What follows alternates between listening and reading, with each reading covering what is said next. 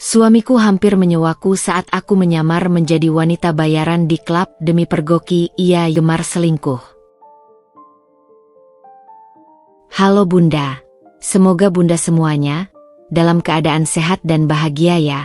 Sebelum masuk ke ceritanya, jangan lupa like, komen dan subscribe channel ini ya.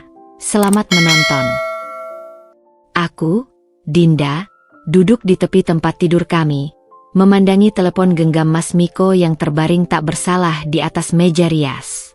Sebenarnya, aku bukan tipe istri yang suka memeriksa barang-barang suaminya. 3 tahun pernikahan kami berjalan cukup harmonis. Setidaknya itulah yang selalu kupercayai sampai saat ini. Tapi sore ini, sesuatu mengganggu pikiranku. Hari ini, seperti biasa, Mas Miko pamit akan pulang terlambat. Ada meeting dadakan sama klien dari luar kota. Din, katanya sambil mencium keningku sebelum berangkat pagi tadi. Aku hanya mengangguk, tak pernah sekalipun curiga. Namun, entah mengapa, hari ini ada firasat aneh yang menggelitik naluriku.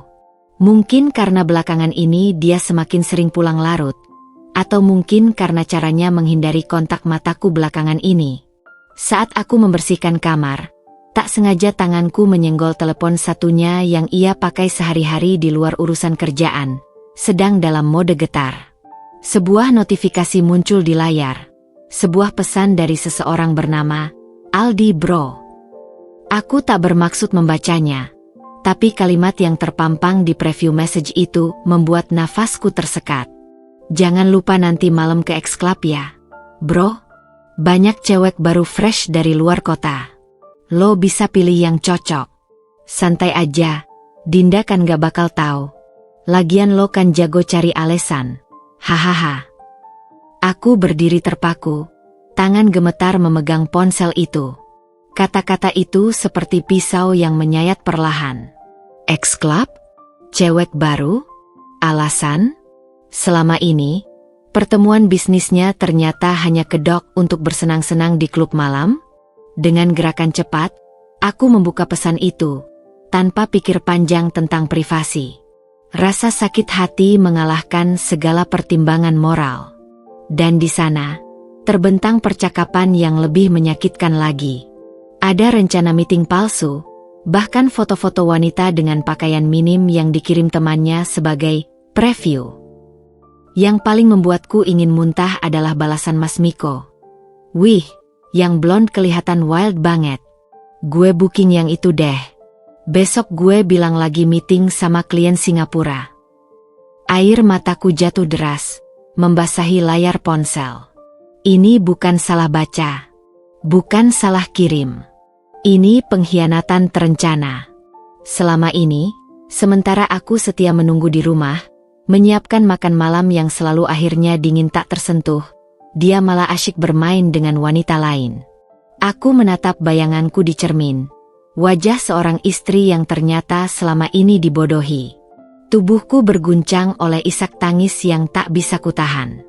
Tapi di antara semua rasa sakit itu, sebuah api kemarahan mulai menyala.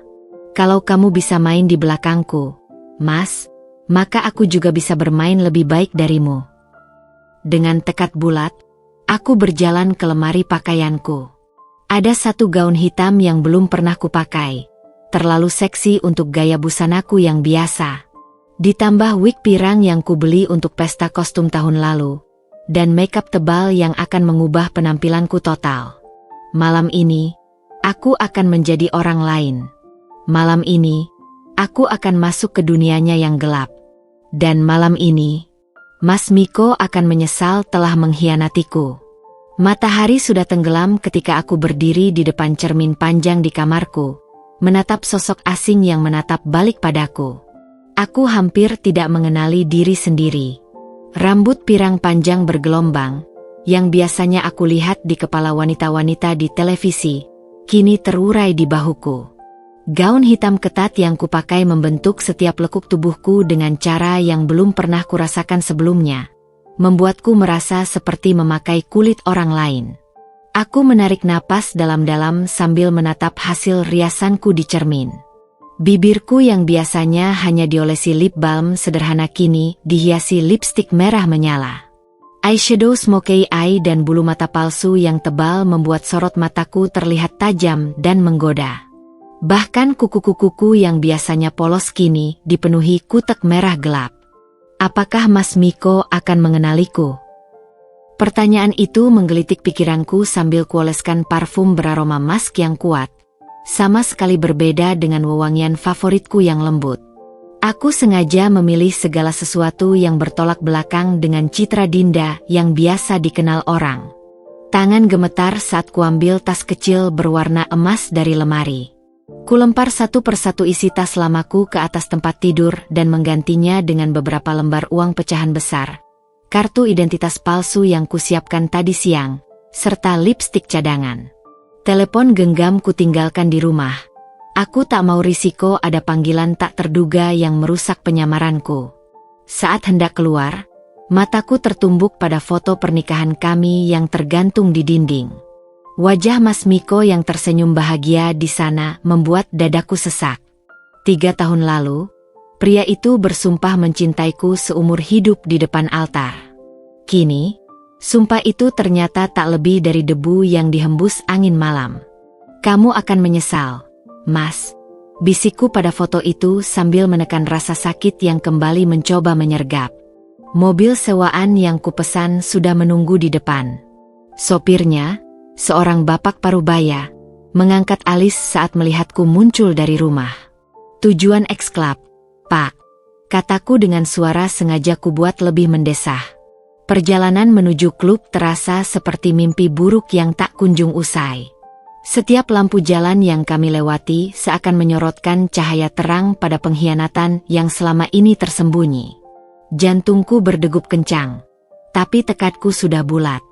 Saat mobil berhenti di depan bangunan megah dengan neon sign merah menyala bertuliskan X-Club, seluruh tubuhku serasa dingin. Suara musik bass berat sudah terdengar sampai keluar. Beberapa pasangan berpakaian minim tertawa riang sambil masuk ke dalam. Kamu yakin mau ke sini sendirian, Nona? Tanya sopir itu dengan nada khawatir. Aku hanya mengangguk sambil menyelipkan beberapa lembar uang tambahan. Ini untuk Anda. Jangan tunggu saya. Langkahku terasa berat saat mendekati pintu masuk. Penjaga klub, pria besar bertato dengan wajah sangar, mengamatiku dari ujung kaki ke kepala. Sendiri? Gumannya sambil melipat tangannya yang besar. Aku mengerahkan seluruh keberanianku dan tersenyum menggoda. Masalah? Pria itu tertawa pendek sebelum memberi jalan. Selamat bersenang-senang, sayang. Begitu masuk, dunia seakan berputar. Lampu-lampu laser berwarna-warni menyilaukan mata. Bau alkohol kuat bercampur parfum menyengat memenuhi udara. Tubuh-tubuh bergoyang tak karuan di lantai dansa yang dipenuhi asap artifisial. Dari balik kerumunan orang, mataku langsung menemukan sosok yang kucari. Di sofa VIP dekat bar, Mas Miko duduk santai dengan kemejanya yang terbuka sebagian, memperlihatkan rantai emas yang dulu kubelikan untuk ulang tahunnya. Di sekelilingnya, 4 wanita berbikini minim tertawa riang sambil sesekali menyentuh lengannya. Tapi yang membuat darahku mendidih adalah wanita pirang yang sekarang duduk di pangkuannya. Tangan wanita itu sudah merayap ke dalam kemejanya. Dan Mas Miko, dia tersenyum puas. Sama sekali tak menunjukkan penyesalan. Kepalan tanganku mengencang. Semua keraguan yang tersisa lenyap dalam sekejap. Dengan langkah pasti, aku berjalan mendekati meja mereka.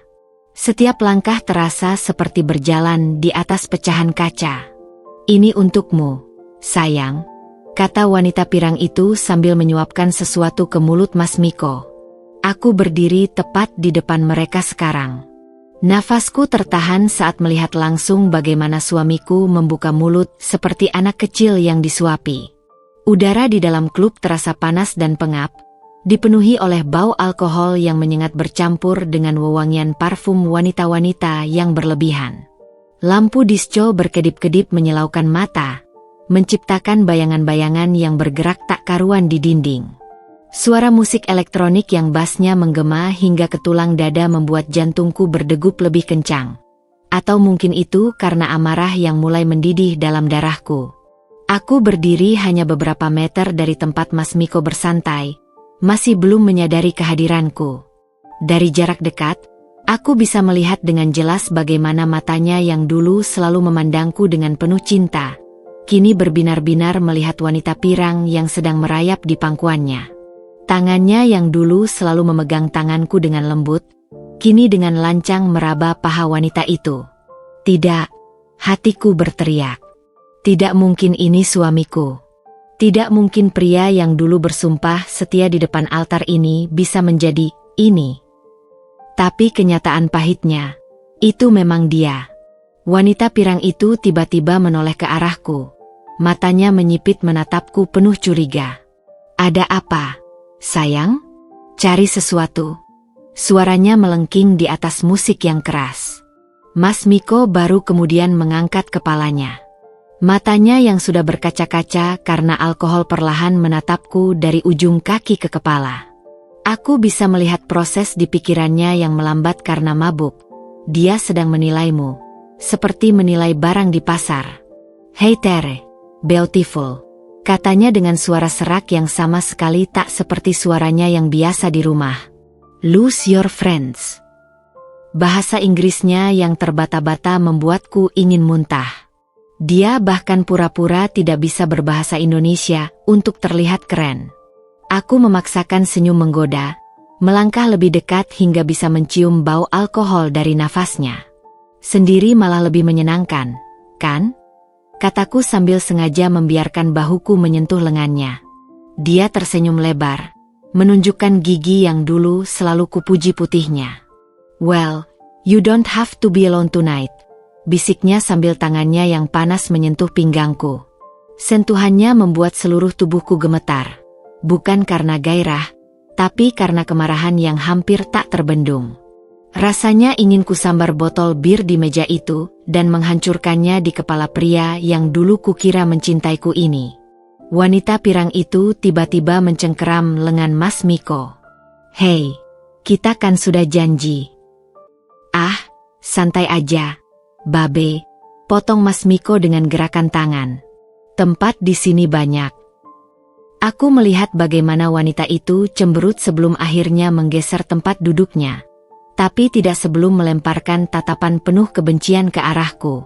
Mas Miko menarik tanganku, memaksaku duduk di sebelahnya, tepat di tempat yang masih hangat oleh tubuh wanita pirang tadi. So, what's your name, Gorgios? Aku menatapnya dalam-dalam, memastikan mataku menangkap setiap detail wajahnya yang mulai kuyup oleh keringat dan alkohol. Kamu duluan, bisikku. Dia tertawa. Tertawa yang dulu selalu bisa membuatku tersenyum, sekarang terdengar palsu dan memuakkan. They call me Mike Here. Mike. Hatiku seperti ditusuk pisau. Jadi selama di klub ini, suamiku bukan Mas Miko yang ku kenal, tapi Mike. Seorang playboy yang tidak segan-segan menyewa wanita dan berselingkuh. Kalau aku sengaja menjulurkan tangan dan menyentuh rantai emas di lehernya. Rantai yang dulu kubelikan dengan setengah gajiku. Aku suka pria yang pakai aksesoris seperti ini. Dia tersenyum sombong. Hadiah dari mantan. Dia nggak bisa move on dariku. Bohongnya tanpa ragu. Kalimat itu seperti tamparan keras. Air mataku hampir meluap, tapi ku tatap tajam ke arah bar untuk menahannya. Tidak sekarang. Tidak di sini. Really? Pura-pura terkesan. Jadi kamu sering dapat hadiah dari mantan-mantan? Dia mengangkat bahu sambil menuangkan minuman ke gelasku tanpa ku minta. What can I say? Women can't resist me. Tiba-tiba, tangannya yang licin merayap ke pahaku. How about you? Can you resist me? Naluriku berteriak untuk menjauh, tapi tekadku lebih kuat. Aku membiarkan tangannya tetap di sana. Coba tebak, bisikku sambil mendekatkan bibirku ke telinganya. Dia menganggapnya sebagai undangan. How much for the whole night? Tanyanya tiba-tiba. Mata berkaca-kacanya penuh nafsu. Dunia seakan berhenti berputar. How much? Seperti aku barang yang bisa dia beli. Seperti aku salah satu dari wanita-wanita yang biasa dia sewa. Seperti 3 tahun pernikahan kami tak ada artinya sama sekali. Aku menarik napas dalam-dalam sebelum melepas wig pirangku, membiarkan rambut asliku yang hitam terurai. Untuk istri sendiri, harusnya gratis, kan, Mas? Kataku dengan suara asli, dingin dan tajam. Wajah Mas Miko berubah drastis dalam sekejap. Dari sorot mata penuh nafsu menjadi bulatan putih yang dipenuhi ketakutan murni. Bibirnya yang tadi terkembang dalam senyum percaya diri, kini gemetar tak karuan. Tangannya yang panas tadi masih menggenggam pahaku. Tapi sekarang jari-jarinya kaku seperti terkena setrum listrik. Dinda, suaranya serak, hampir tak terdengar di tengah gemuruh musik klub. Aku tak menjawab. Aku hanya menatapnya dalam-dalam, membiarkan semua kepalsuan, semua kebohongan, semua pengkhianatan itu terpantul jelas di mataku. Perlahan, seperti gerakan slow motion, aku melihat butiran keringat dingin mulai membentuk di dahinya yang lebar. Wanita pirang di sebelahnya mendecak kesal. Mike, siapa sih ini? Jangan bilang ini. Bodoh amat lu. Pergi. Bentak Mas Miko tiba-tiba dengan suara yang bahkan membuat beberapa orang di sekitar menoleh. Wanita itu terkejut, tapi kemudian mengumpat dalam bahasa asing sebelum mengambil tasnya dan pergi dengan langkah kesal. Suasana di sekitar kami tiba-tiba menjadi sangat sunyi, meski musik masih menggelegar. Aku bisa melihat teman-teman Mas Miko di meja sebelah saling pandang. Beberapa mulai berdiri seperti ingin mendekat, tapi ragu melihat ekspresiku. Kamu ngapain di sini? Mas Miko akhirnya berbicara lagi. Suaranya campur aduk antara marah, takut, dan bersalah. Aku menyilangkan tangan. Meeting klien dari Singapura, kan? Atau sudah pindah profesi jadi germo? Dia terlihat seperti ingin membantah, tapi kemudian menunduk. Tangannya yang besar meremas-remas lututnya sendiri. Dinda, aku bisa jelaskan. Jelaskan apa? Suaraku tiba-tiba meninggi, membuat beberapa pengunjung klub menoleh. Jelaskan bagaimana kamu menawar istrimu sendiri untuk semalam? Atau bagaimana kamu berbohong selama berbulan-bulan? Dia menggeleng cepat, matanya liar melihat sekeliling seperti mencari jalan keluar. Aku cuma iseng, Din. Aku nggak bakal beneran nyewa siapa-siapa. Aku dengar semuanya. Miko, potongku dingin. Aku lihat chat kamu dengan temanmu. Aku dengar kamu memesan wanita pirang itu. Dan aku menunjuk ke arahnya. Baru saja mendengar kamu menawariku dengan uang. Seketika itu juga, sesuatu yang tak pernah kuduga terjadi. Mas Miko, pria yang selalu bangga dengan dirinya, yang tak pernah mau mengalah dalam debat apapun, tiba-tiba meluncur dari tempat duduknya dan berlutut di depanku. Dinda, please. Suaranya pecah. Aku salah. Aku nggak tahu itu kamu. Aku nggak bakal ulangi lagi. Sumpah. Tapi yang lebih mengejutkan adalah apa yang keluar dari mulutnya berikutnya. Jangan bilang ke papamu. Aku nggak mau semua hartaku disita. Aku nggak mau bangkrut. Dadaku sesak mendengarnya. Jadi selama ini, yang dia takutkan bukan kehilangan aku, bukan kehilangan pernikahan kami, tapi hartanya? Aku memandangnya yang masih berlutut, tangan tergabung seperti sedang berdoa. Di sekeliling kami, orang-orang mulai berbisik, beberapa bahkan mengeluarkan ponsel untuk merekam. Tapi Mas Miko tak peduli. Dia terlalu takut dengan konsekuensi dari ayahku, konglomerat yang bisa menghancurkannya dalam sekejap. Pulang, kataku tiba-tiba, suaraku datar. Sekarang juga. Dia mengangguk cepat, bangkit dengan gerakan kikuk. Iya, aku pulang sekarang. Kamu ikut. Aku menggeleng, menatapnya dengan dingin. Aku nggak mau satu mobil dengan kamu malam ini. Pulang sendiri. Besok, kita bicara. Dia terlihat ingin protes, tapi akhirnya hanya mengangguk lagi sebelum berbalik dan hampir berlari menuju pintu keluar, meninggalkan teman-temannya yang terpana. Aku berdiri di tengah kerumunan yang penuh tatapan penasaran, merasakan semua mata tertuju padaku.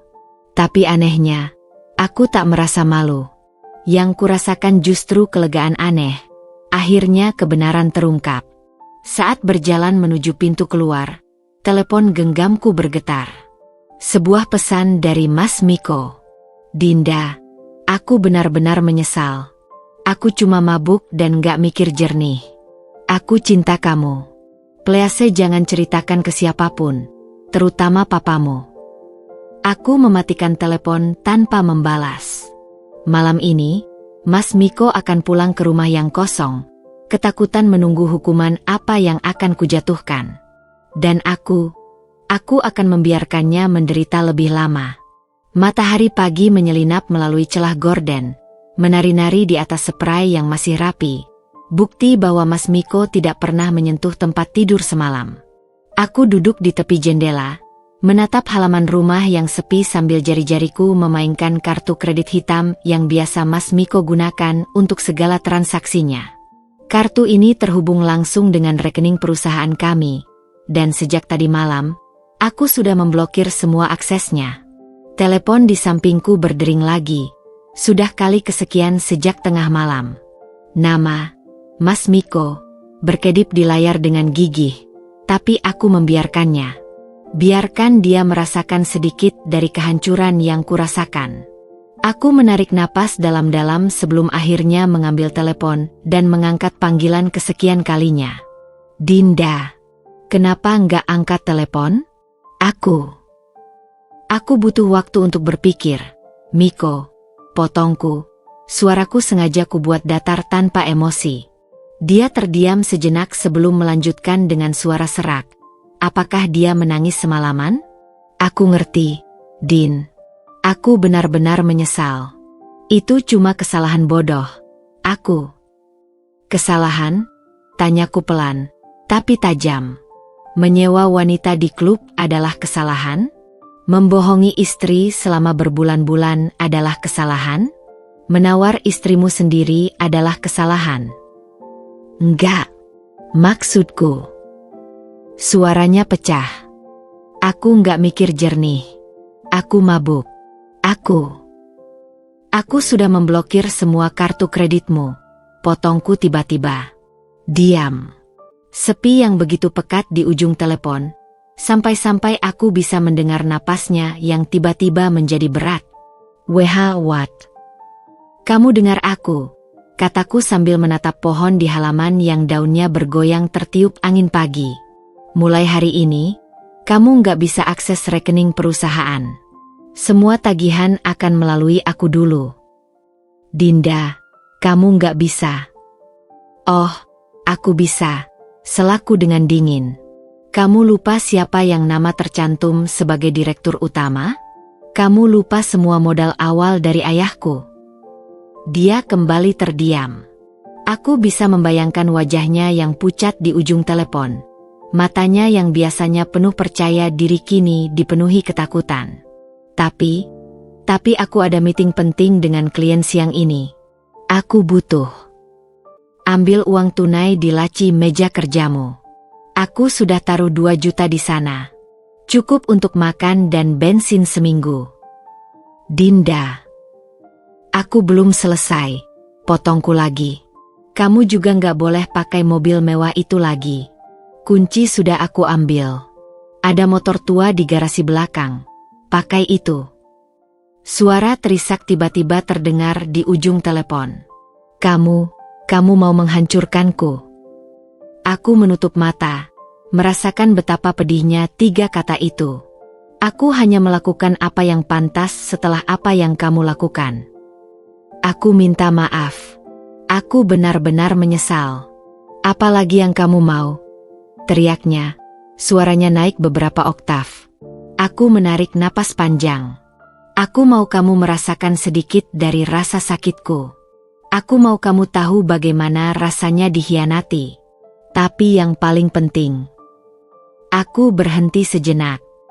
Aku mau kamu berjuang untuk pernikahan kita, bukan karena takut kehilangan harta, tapi karena kamu benar-benar mencintaiku. Dia kembali terdiam. Aku akan ke rumah orang tuaku dulu. Jangan coba cari aku. Dan ingat baik-baik, jika ada satu saja kebohongan lagi, satu saja pengkhianatan lagi. Aku menahan air mata yang tiba-tiba mengancam akan jatuh. Aku akan pastikan kamu kehilangan semuanya. Aku menutup telepon sebelum dia sempat membalas. Di luar, langit pagi begitu cerah, ironis dengan badai di dalam hatiku. Aku berjalan ke lemari dan mulai mengisi koper kecil dengan beberapa pakaian. Di laci bawah, mataku tertumbuk pada album pernikahan kami. Wajah-wajah bahagia yang sekarang terasa seperti milik orang lain. Tiba-tiba, bel rumah berbunyi. Aku mengintip melalui jendela dan melihat sosok Mas Miko berdiri di depan pintu. Wajahnya kusut, matanya merah. Dia terlihat seperti belum mandi, masih memakai baju yang sama semalam. "Dinda, tolong buka pintu. Aku mau bicara," teriaknya dari luar. Aku memutuskan untuk tidak menjawab, hanya mundur dari jendela. Tapi kemudian terdengar suara kresek. Dia menggeser-geser sesuatu di bawah pintu. Setelah memastikan dia sudah pergi, aku mendekati pintu dan mengambil sebuah amplop coklat. Di dalamnya ada tumpukan uang yang kutitipkan di mejanya tadi, dan selembar kertas dengan tulisan tangannya yang biasanya rapi, tapi sekarang berantakan. Aku kembalikan uangnya. Aku nggak butuh itu. Yang aku butuhkan cuma kamu. Maafkan aku. Air mata akhirnya jatuh. Tapi aku cepat mengusapnya. Ini baru permulaan. Dan karma, seperti roda yang terus berputar, baru saja mulai bergerak. Pagi itu, udara terasa lebih berat dari biasanya ketika aku memasuki kafe di sudut jalan yang sepi. Tempat yang kupilih khusus untuk pertemuan ini. Jari-jariku gemetar memegang segelas latte yang sudah mulai dingin. Mataku terus-menerus melirik ke pintu masuk. Aku tidak seharusnya berada di sini. Tapi setelah menemukan foto lama di antara barang-barang Mas Miko semalam, rasa ingin tahuku mengalahkan segala pertimbangan rasional. Foto itu menunjukkan Mas Miko dengan seorang wanita cantik berambut panjang hitam. Diambil jauh sebelum kami menikah. Yang membuatku penasaran adalah tulisan di balik foto. Untuk Miko, kenangan balik kita. L. Setelah penyelidikan singkat, yang kumohon maaf karenanya, aku menemukan bahwa L itu adalah Laras, mantan pacar serius Mas Miko sebelum aku. Dan yang lebih mengejutkan, dialah wanita pirang yang duduk di pangkuan suamiku di klub malam itu. Bel pintu kafe berbunyi, dan sosoknya muncul. Laras. Dia lebih cantik secara personal. Kulit sawo matang mulus, tubuh ramping dengan balutan dress putih sederhana yang justru membuatnya terlihat elegan. Rambut pirang di klub kemarin ternyata wig, karena sekarang rambut hitamnya yang asli terurai hingga punggung. "Dinda?" Suaranya lembut saat mendekati mejaku. Aku mengangguk kaku. Tidak menyodorkan tangan untuk berjabat. "Terima kasih sudah mau bertemu." Dia duduk di seberangku, matanya, warna coklat muda yang eksotis, mengamati wajahku dengan cermat. "Aku tahu ini pasti tidak mudah bagimu," ujarnya sambil memesan teh. "Kamu dan Miko." Aku memulai langsung ke inti. Apa yang sebenarnya terjadi di klub itu? Laras menarik napas dalam. Jemarinya yang lentik memainkan ujung serbet kertas. "Aku akan jujur, karena aku rasa kamu pantas tahu." Dia menatapku lurus. "Itu semua adalah sandiwara." Dadaku sesak. "Apa maksudmu?" "Aku sengaja mendekati Miko lagi," ucapnya pelan tapi jelas.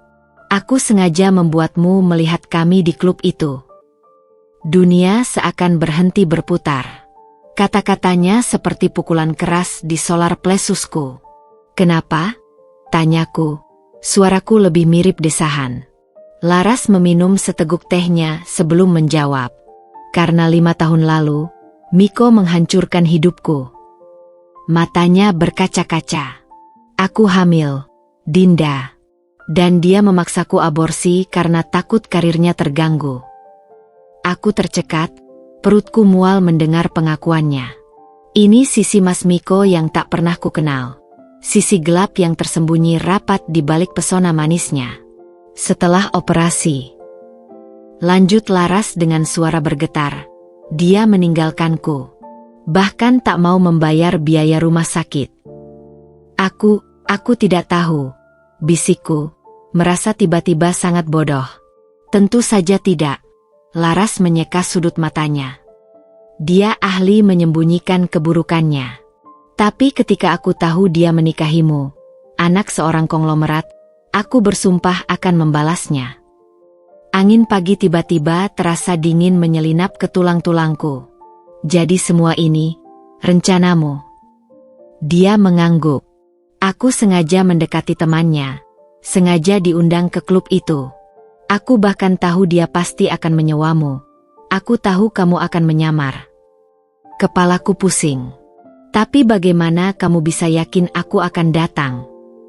Laras tersenyum kecil. Senyum sedih yang membuat wajah cantiknya tiba-tiba terlihat lebih tua. Karena aku pernah jadi kamu, Dinda. Aku tahu persis firasat istri yang merasa dikhianati. Aku menatapnya lama, mencerna semua informasi ini. Kemarahan, kebingungan, dan rasa dikhianati berbaur menjadi satu. Lalu kenapa sekarang kamu memberitahuku semua ini? Tanyaku penuh curiga. Karena kalau ini jebakan, aku sudah terjebak terlalu dalam. Laras mengeluarkan sebuah amplop dari tasnya dan menyodorkannya padaku. Karena setelah melihat wajahmu di klub itu, aku menyadari kita sama-sama korban. Aku tidak mau menjadi monster seperti dia. Dengan tangan gemetar, aku membuka amplop itu. Isinya adalah foto-foto Miko dengan berbagai wanita di tempat-tempat berbeda. Beberapa bahkan terlihat baru diambil beberapa minggu lalu. Bukti bahwa kebiasaannya bukan hanya sekali waktu, ujar Laras. Dia playboy sejati, Dinda. Dan aku tidak mau kamu membuang lebih banyak waktumu untuknya. Air mata akhirnya jatuh, membasahi foto-foto yang mengakhiri ilusi pernikahan bahagiaku. Jadi apa yang akan kamu lakukan? Tanya Laras setelah memberiku waktu untuk menangis. Aku mengangkat wajahku, merasakan sesuatu yang aneh. Bukan hanya sakit atau marah, tapi juga pembebasan. Aku akan melakukan apa yang seharusnya kamu lakukan dulu. Jawabku, suaraku kini lebih tegas. Aku akan menghancurkannya secara perlahan. Laras memandangku lama, lalu tiba-tiba tersenyum. Senyum yang kali ini terasa tulus. Kalau begitu, biarkan aku membantumu. Dan di pagi yang seharusnya biasa saja itu, sebuah aliansi aneh terbentuk. Aliansi antara dua wanita yang dikhianati oleh pria yang sama. Malam itu, aku duduk di lantai kamar tamu rumah orang tuaku, dikelilingi oleh tumpukan dokumen dan foto-foto yang diberikan Laras. Setiap gambar seperti pisau yang mengoyak-ngoyak sisa ilusi tentang pernikahanku. Ada foto Mas Miko di pantai dengan wanita berambut ikal, tertawa lepas sambil saling menyuapi buah. Ada lagi foto dia di restoran mewah, tangannya menggenggam erat jemari seorang wanita di atas meja. Yang paling menyakitkan, sebuah foto selfie di dalam kamar hotel. Wajah Mas Miko yang tak asing lagi itu terlihat puas. Sementara di belakangnya terlihat sosok wanita separuh telanjang sedang tidur. Tanganku gemetar memegang foto terakhir itu. Kapan ini terjadi? Hatiku berteriak. Saat aku sedang menunggu di rumah dengan makan malam yang sudah dingin, saat dia bilang ada meeting darurat.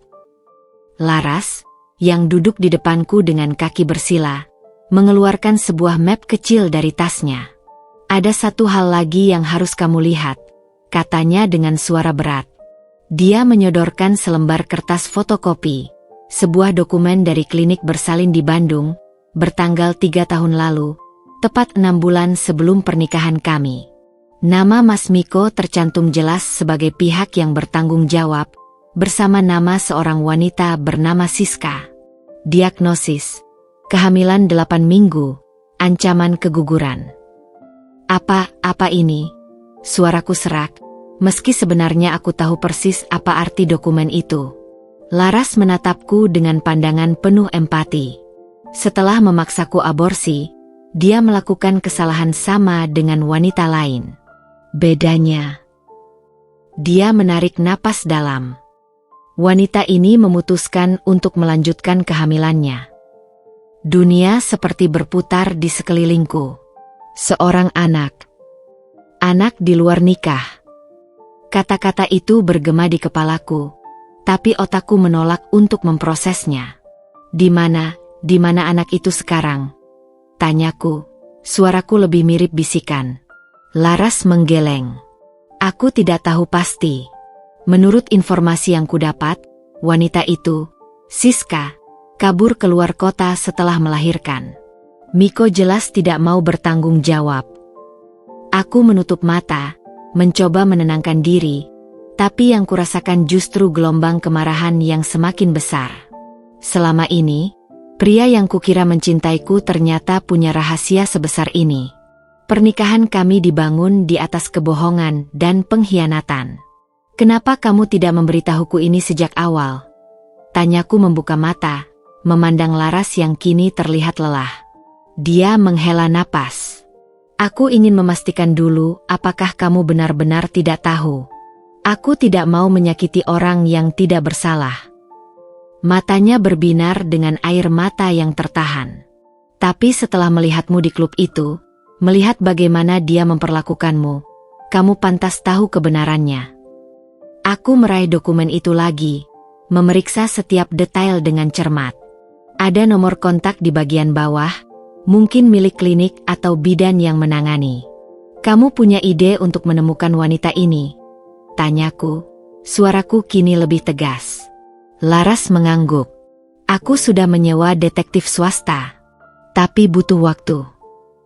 Tanpa pikir panjang, aku meraih telepon genggamku dan memotret dokumen itu. Aku punya akses ke sumber daya ayahku. Aku akan mencarinya. Ada sesuatu yang berubah dalam diriku malam itu. Rasa sakit dan kebingungan perlahan berubah menjadi tekad baja. Ini bukan lagi sekadar masalah perselingkuhan atau penghinaan pribadi. Ini tentang seorang anak yang mungkin hidup tanpa tahu siapa ayahnya. Tentang wanita-wanita yang menjadi korban nafsu Mas Miko. Apa yang akan kamu lakukan jika menemukannya? Tanya Laras penasaran. Aku menatapnya lama sebelum menjawab. Aku akan memastikan Mas Miko menghadapi semua konsekuensi dari perbuatannya. Mulai dari yang paling kecil, sampai yang paling besar. Teleponku tiba-tiba bergetar. Sebuah pesan dari Mas Miko. Dinda, aku di depan rumah orang tuamu. Aku mau bicara. Play AC. Aku menunjukkan pesan itu pada Laras, yang langsung mengernyitkan kening. Kamu akan menemuinya. Aku berdiri, merapikan dokumen-dokumen itu dengan gerakan tegas. Iya, tapi bukan untuk memaafkannya. Aku menatap Laras dengan sorot mata yang baru, sorot mata seorang wanita yang sudah muak menjadi korban. Aku akan memberinya cukup tali untuk menggantung dirinya sendiri. Pintu gerbang rumah orang tuaku terlihat samar-samar dari balik tirai jendela kamar tamu. Di luar, hujan mulai turun dengan deras, membasahi sosok Mas Miko yang masih bertahan berdiri di balik pagar tanpa payung. Bajunya yang dulu selalu necis kini basah kuyup melekat di tubuhnya. Wajahnya yang biasanya penuh percaya diri kini pucat dan lesu. Dia sudah berdiri di sana selama 2 jam, sesekali mengirim pesan atau menelepon, tapi aku dengan tegas mengabaikannya. Ayahku yang baru pulang dari kantor melihat ke arahku, lalu ke arah Mas Miko di luar. Dinda, apa kamu tidak akan menemui suamimu? Suaranya berat, penuh pertimbangan. Aku menggigit bibir bawahku, menahan gejolak emosi yang tiba-tiba membanjiri dadaku. Aku butuh waktu. Yah, apa yang dia lakukan, Itu bukan kesalahan kecil. Ayahku menghela napas panjang sebelum duduk di sampingku. Aku sudah dengar ceritanya dari ibumu. Tapi menutup komunikasi bukan solusi, Nak. Tiba-tiba telepon genggamku bergetar. Bukan dari Mas Miko, tapi dari sebuah nomor tak dikenal. Saya menemukan informasi tentang Siska dan anaknya. Bisa bertemu hari ini. Jantungku berdegup kencang membaca pesan itu. Tanpa pikir panjang, aku langsung membalas. Jam 8 malam. Kafe Merak di Jalan Sudirman. Aku berdiri tiba-tiba, mengambil jaket dari kursi. Ayah, aku harus pergi sebentar. Urusan penting. Ayahku mengangkat alis. Dalam keadaan hujan seperti ini, dan suamimu masih di luar. Aku berjalan ke jendela, melihat sekali lagi ke arah Mas Miko yang kini duduk lesu di atas trotoar basah. Ada bagian diriku yang ingin berlari keluar, memeluknya, dan percaya semua akan baik-baik saja. Tapi foto-foto dan dokumen yang kusimpan di tas mengingatkanku pada kebenaran pahit. Kalau dia masih di sana saat aku pulang nanti, aku akan bicara padanya, kataku sambil mencium pipi ayahku. Dengan langkah cepat, aku keluar melalui pintu belakang, menghindari Mas Miko yang masih menunggu di depan. Hujan deras membasahi tubuhku seketika saat aku berlari ke garasi, tapi aku tidak peduli. Ada sesuatu yang lebih penting dari segalanya sekarang, kebenaran tentang anak itu. Kafe Merak hampir sepi ketika aku tiba, mungkin karena cuaca buruk. Di sudut paling belakang, seorang wanita kurus dengan rambut pendek sudah duduk menungguku. Dia mengenakan kacamata tebal dan jaket kulit hitam, sangat berbeda dengan gambaran detektif swasta yang kubayangkan. Bu Dinda, sapa wanita itu saat aku mendekat. Aku mengangguk, lalu duduk di depannya. Anda yang mengirim pesan. Dia mengeluarkan sebuah amplop coklat dari tasnya. Nama saya Wulan, mantan perawat di klinik Bunda Sejahtera.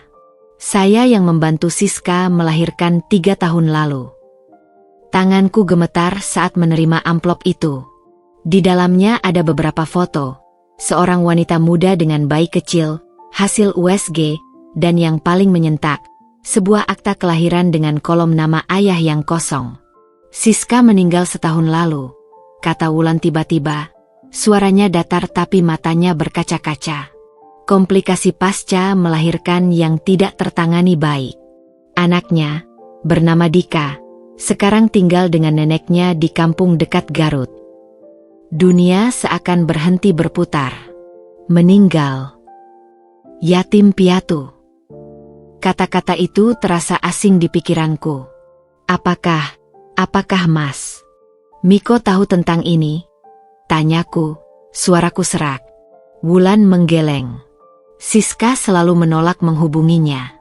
Dia bilang lebih baik anaknya tumbuh tanpa ayah daripada punya ayah seperti Miko.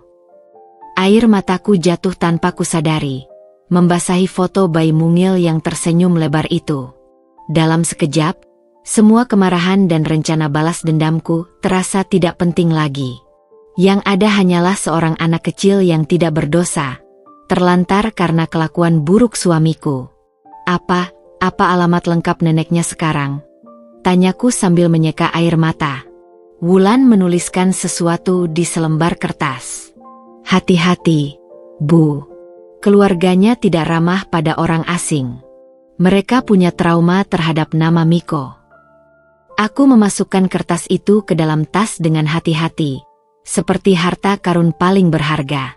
Terima kasih. Ini berarti banyak bagi saya. Saat hendak berdiri, Wulan tiba-tiba memegang lenganku. Bu Dinda, apa yang akan Anda lakukan? Aku menatapnya lama sebelum menjawab. Aku akan memastikan Dika dapat kehidupan yang layak.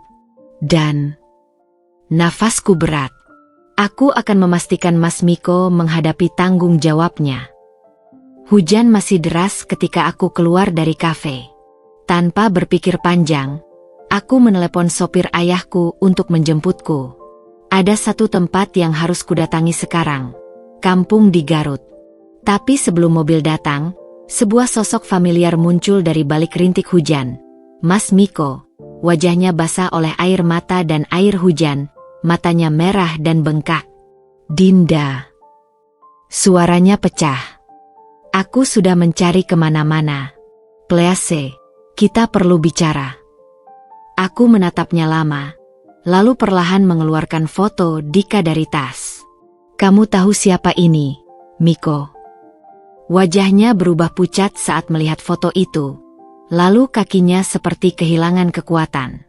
Dia terjatuh di trotoar basah, tangannya menutupi wajah.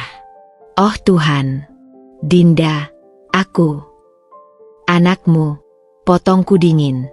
Anakmu yang yatim piatu karena kamu tidak mau bertanggung jawab.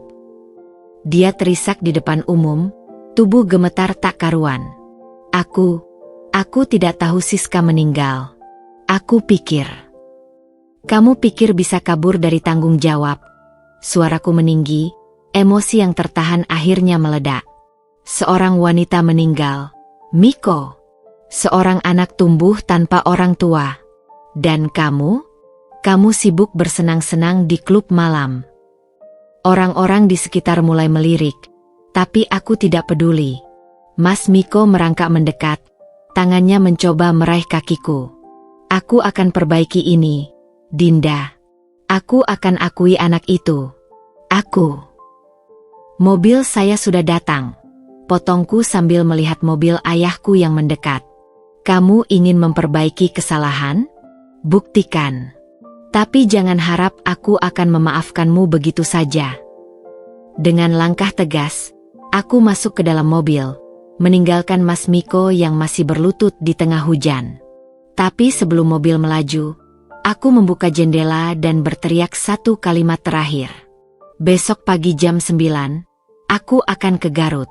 Kalau kamu benar-benar serius, temui aku di rumah orang tuaku sebelum jam 8. Mobil melaju, meninggalkan Mas Miko yang terpana di tengah hujan deras. Malam ini, untuk pertama kalinya, aku melihat suamiku benar-benar hancur. Dan besok akan menjadi awal dari pertanggungjawaban seumur hidupnya. Pagi itu, langit masih kelabu, sisa-sisa hujan semalam meninggalkan genangan di jalanan. Aku berdiri di depan rumah orang tuaku, mengecek jam untuk kesekian kalinya, pukul 8.45, dan Mas Miko masih belum muncul. Tentu saja, batinku sinis. Dia hanya pandai berjanji. Ayahku yang sedang bersiap mengantarku ke Garut menghela napas melihat ekspresiku. Dinda, kamu yakin ingin melakukan ini? Aku mengangguk mantap sambil memegang erat tas berisi perlengkapan bayi dan beberapa amplop berisi uang. Aku harus memastikan anak itu baik-baik. Yah. Tiba-tiba, suara derum mobil memecah kesunyian pagi. Sebuah mobil pick-up tua berhenti di depan rumah. Dan dari dalamnya turun Mas Miko dengan penampilan yang sama sekali tak seperti dirinya yang biasanya perfeksionis. Matanya bengkak, baju lusuh, dan rambut acak-acakan seperti tak tersentuh sisir.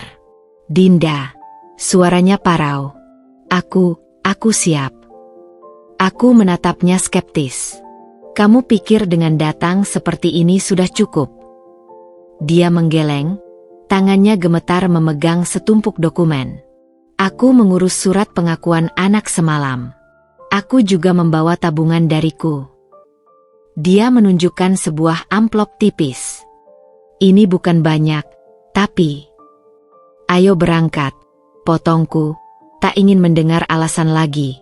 Perjalanan 3 jam ke Garut terasa seperti 10 tahun. Kami duduk berjauhan di mobil ayahku. Aku di depan sebelah sopir.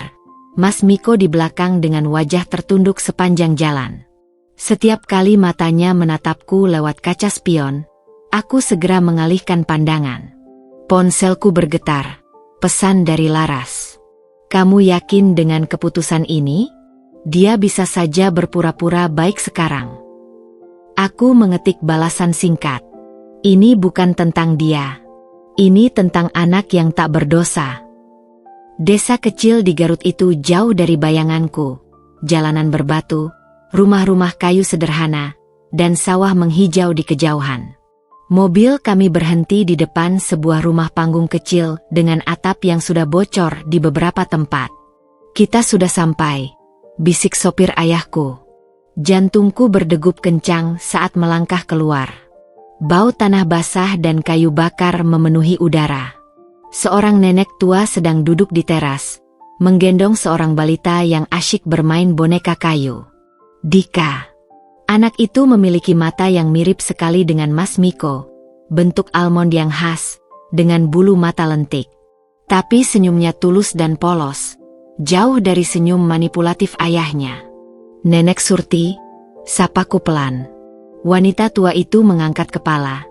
Matanya langsung menyipit penuh curiga begitu melihat Mas Miko di belakangku. "Kalian siapa?" Aku segera maju, menghalangi pandangannya ke arah Mas Miko. "Saya Dinda, Nek. Saya istri dari ayahnya Dika."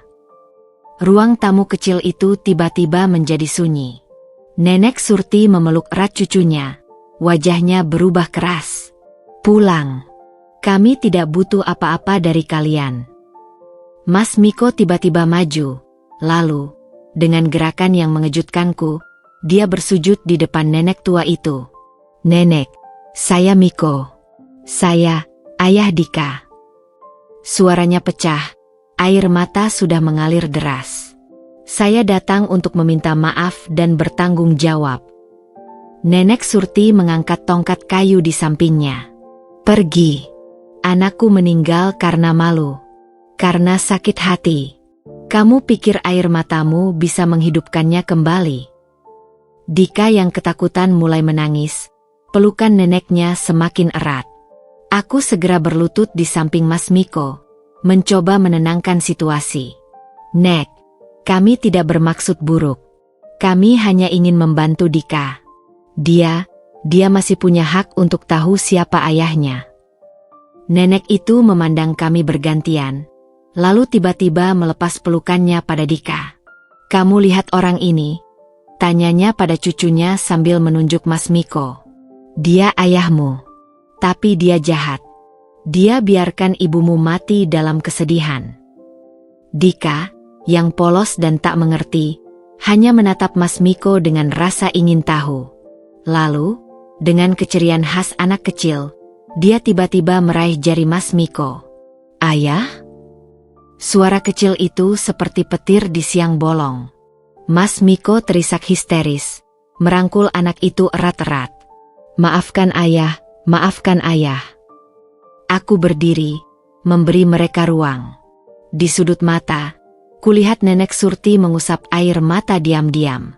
Setelah beberapa saat, aku mengeluarkan semua yang kubawa. Uang, pakaian baru, mainan, dan dokumen asuransi pendidikan yang sudah kusiapkan. "Nek, ini bukan pengganti kesalahan Miko. Tapi biarlah Dika punya masa depan yang lebih baik." Nenek itu menerima semuanya dengan enggan. "Uang tidak akan mengembalikan anakku." "Kami tahu," jawabku pelan. "Tapi izinkan kami menjadi bagian dari hidup Dika. Kami akan datang berkala, bantu biaya sekolahnya, dan..." Aku melihat Mas Miko yang masih memeluk erat Dika. Biarkan dia mengenal ayahnya, meski perlahan. Perjalanan pulang jauh lebih berat dari pergi. Mas Miko tak berhenti menangis sepanjang jalan. Tangannya masih menggenggam erat akta pengakuan anak yang sudah ditandatangani dan cap jempolnya. "Dinda," suaranya parau tiba-tiba. Aku tidak pantas mendapat kesempatan ini." Aku menatapnya lewat kaca spion. "Ini bukan tentang kamu, Miko. Ini tentang Dika." Mobil melaju dalam sunyi. Di luar jendela, sawah-sawah hijau berlarian ke belakang. Sebuah pertanyaan besar menggantung di antara kami. Apakah pernikahan kami masih bisa diselamatkan setelah semua ini? Tapi untuk pertama kalinya, ada sesuatu yang lebih penting dari pernikahan kami. Seorang anak kecil di Garut yang kini punya harapan untuk masa depan lebih baik. Mobil ayahku meluncur pelan memasuki garasi rumah mewah kami di kawasan Pondok Indah. Sejak kembali dari Garut 3 jam lalu, Udara di dalam mobil terasa seperti dipenuhi oleh awan tebal yang tak terlihat, berat, pekat, dan syarat dengan segala hal yang tak terucapkan. Mas Miko membuka pintu mobil dengan gerakan lamban, matanya masih merah dan bengkak. Aku akan menginap di hotel, gumannya, menghindari kontak mataku. Aku menghela napas panjang. Kamu tinggal di sini. Tapi aku butuh waktu sendirian. Dia mengangguk pelan, seperti anak kecil yang baru saja dimarahi. Aku mengerti. Terima kasih, Dinda. Untuk semuanya. Saat dia berbalik untuk pergi, tanpa sadar tanganku meraih lengan suamiku. Miko, suaraku lebih lembut dari yang kurencanakan. Besok pagi, kita akan ke notaris untuk mengurus tunjangan Dika secara resmi. Dia menatapku lama, matanya berbinar dengan air mata yang tak pernah benar-benar berhenti sejak Garut. Aku tidak pantas mendapat istri sepertimu. Aku melepaskan peganganku. Kamu benar. Malam itu, untuk pertama kalinya dalam 3 tahun pernikahan kami tidur terpisah. Dia di kamar tamu, aku di kamar utama. Tapi anehnya, meskipun jarak fisik kami hanya beberapa meter, rasanya seperti ada samudera luas yang memisahkan kami. Aku berbaring di tempat tidur yang tiba-tiba terasa terlalu besar, menatap langit-langit kamar yang gelap. Telepon genggamku bergetar, pesan dari Laras. Aku dengar kalian sudah kembali. Bagaimana semuanya? Jemariku menari di atas layar. Lebih berat dari yang kubayangkan. Tapi Dika, dia polos dan ganteng. Dia tidak pantas menanggung dosa ayahnya. Laras membalas cepat. Kamu terlalu baik. Tapi hati-hati, jangan sampai Miko memanfaatkan kebaikanmu lagi. Aku mematikan telepon tanpa membalas. Malam ini, aku terlalu lelah untuk memikirkan motif tersembunyi atau permainan manipulatif. Pagi hari datang dengan dingin yang tak biasa. Aku bangun lebih awal, menyiapkan kopi untukku sendiri. Biasanya aku selalu menyiapkan untuk kami berdua. Mas Miko sudah duduk di meja makan ketika aku turun, mengenakan kemeja putih sederhana yang jauh dari kesan perfeksionisnya dulu. Di depannya terbentang setumpuk dokumen. Laporan keuangan, surat pengakuan anak, dan yang mengejutkanku, sebuah surat pengunduran diri dari perusahaan keluarganya. Apa ini? Tanyaku, mengambil dokumen terakhir. Dia menatap tangannya yang tergenggam. Aku sudah telepon ayahku tadi pagi, mengundurkan diri dari semua jabatan. Aku akan cari kerja sendiri, biar tunjangan Dika tidak bergantung pada siapapun. Ini adalah sisi Mas Miko yang benar-benar baru, sisi yang menerima tanggung jawab tanpa bersembunyi di balik kekayaan atau pengaruh keluarga. Kamu sadar gajimu akan turun drastis, kan? Dia mengangguk. Aku sudah hitung. Aku bisa jual mobil mewah, pindah ke apartemen kecil. Yang penting, suaranya pecah. Yang penting aku bisa memenuhi kewajibanku pada Dika. Butiran kebanggaan kecil muncul di dadaku, tapi cepat kutekan. Terlalu dini untuk memaafkan, terlalu cepat untuk percaya. Jam 10 kita ke notaris, kataku singkat sebelum menyeruput kopi. Kantor notaris Hadi di kawasan Kuningan terasa seperti ruang sidang bagi kami berdua. Setiap paraf, setiap cap jempol, adalah pengakuan resmi atas kesalahan masa lalu. Notaris itu, seorang pria parubaya dengan kacamata tebal, terlihat bingung dengan dinamika antara kami. Jadi, Bapak setuju mengalokasikan 40% penghasilan untuk tunjangan anak? Tanyanya sekali lagi pada Mas Miko. Ya, jawabnya tegas. Bahkan lebih jika diperlukan. Aku menambahkan, saya juga akan menyisihkan 20% dari penghasilan saya. Semua akan masuk ke rekening terpisah atas nama Dika. Notaris itu mengangkat alis. Biasanya pihak istri tidak ikut menanggung untuk kasus seperti ini. Aku menatap Mas Miko yang tak berani menatapku balik. Ini bukan tentang dia. Ini tentang Dika. Sore harinya, kami duduk di teras rumah dengan secangkir teh. Aku dengan dokumen-dokumen dari notaris, dia dengan laptop yang menampilkan lowongan pekerjaan. Aku ada pertanyaan, kataku tiba-tiba, memecah kesunyian yang sudah berlangsung sejam. Dia menutup laptopnya. Apa itu? Kenapa? Satu kata itu mengandung segalanya. Kenapa selingkuh? Kenapa berbohong? Kenapa menghancurkan segalanya? Dia menarik napas dalam-dalam. Aku tidak punya alasan yang cukup baik. Matanya memandang jauh ke taman. Mungkin karena aku dimanja sejak kecil. Atau karena aku selalu bisa lolos dari konsekuensi. Tangannya mengepal. Tapi alasan terburuknya? Aku pikir aku bisa melakukan semuanya dan tetap mempertahankanmu. Angin sore berhembus membawa daun-daun kering melintas di antara kami. Aku akan mengajukan cerai, ucapku pelan. Dia mengangguk, seperti sudah menduga. Aku mengerti. Tapi tidak sekarang, lanjutku. Kita akan tetap tinggal serumah selama 1 tahun. Aku ingin melihat konsistensimu pada Dika. Dan aku berhenti sejenak. Aku berhutang pada diriku sendiri untuk memastikan ini bukan sandiwara lain darimu. Dia menunduk, tapi tidak membantah. Aku tidak akan mengecewakanmu lagi, Dinda. Kamu sudah melakukannya, koreksiku. Tapi mungkin, suatu hari nanti, aku bisa belajar untuk mempercayaimu lagi. Sedikit. Matahari sore mulai tenggelam, menebarkan cahaya keemasan di wajah Mas Miko yang tiba-tiba terlihat lebih tua dari usianya. Di kejauhan, telepon genggamku berdering. Mungkin Laras, mungkin ayahku, mungkin siapa saja yang ingin tahu bagaimana kelanjutan kisah kami. Tapi untuk saat ini, aku hanya ingin duduk di sini, menikmati teh yang mulai dingin, dan merenungkan satu kebenaran sederhana. Kadang, perjalanan pulang adalah yang paling sulit. Dan kami baru saja memulainya. Matahari pagi menyinari dapur melalui jendela besar, menciptakan pola cahaya di atas meja kayu tempat aku sedang menyusun laporan keuangan untuk rekening Dika. Sudah 2 minggu sejak keputusan, 1 tahun percobaan, itu diumumkan. Dan rumah kami yang dulu dipenuhi tawa dan obrolan ringan, kini lebih mirip asrama dengan 2 penghuni yang saling menghindari.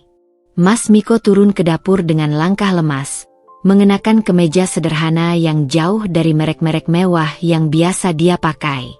Matanya masih sembab, tapi setidaknya tidak lagi merah seperti hari-hari sebelumnya. Aku dapat panggilan wawancara hari ini, ujarnya sambil mengambil semangkuk sereal dari lemari, makanan yang dulu akan dia cela sebagai makanan anak kos.